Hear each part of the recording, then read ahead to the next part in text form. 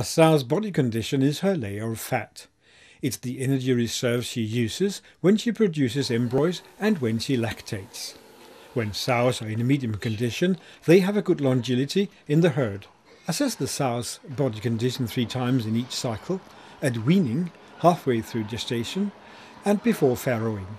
If she is too thin, increase the feed dose. If she is too fat, lower the feed dose.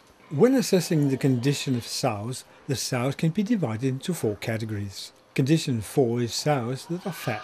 The sow's spine and hip bone are completely hidden by fat. Condition 3 is medium condition. This is the condition we want the sow to be in. Her spine and hip bone can be felt by a light press of hand. Condition 2 is thin. Her spine and hip bone are visible. Condition 1 is too thin. Her spine and hip bone are distinct.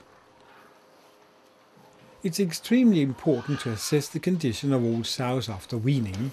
Go into the pen and feel the sow's sides and back with your hands.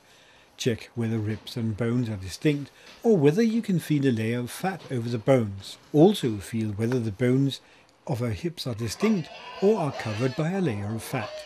You need to assess several sows to get the feel for it.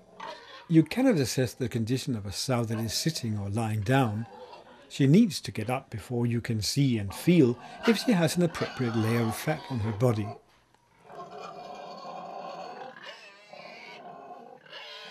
It's important to be able to locate the sows that are thin, as they need an increase in feed dose.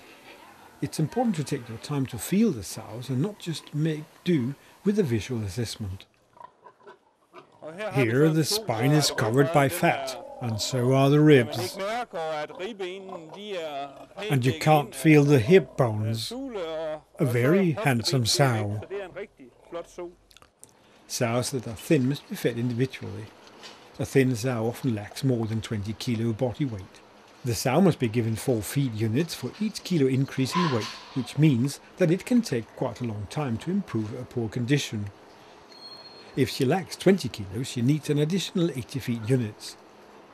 Whether individual feeding is possible depends on the housing and feeding system. It's often easier to supply extra feed to individual sows in the sow's facility. This means that assessment of body condition and adjustment of the feed dose are extremely important at weaning. Assess the condition again when the sows are half through gestation. Whether you are able to assess the sows when they walk around or while they stand in the feeding stalls depends on the housing system. In this system, it's possible to assess the sows while they eat. Here it's checked whether the ribs are distinct or whether a layer of fat can be felt over the bones.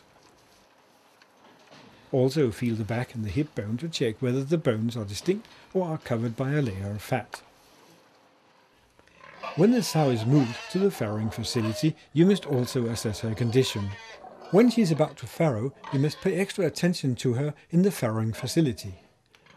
Gestating sows are thick around the stomach. Therefore, it's important to feel with your hands to avoid incorrect assessments. This sow is about to farrow and her spine and hip bones are visible.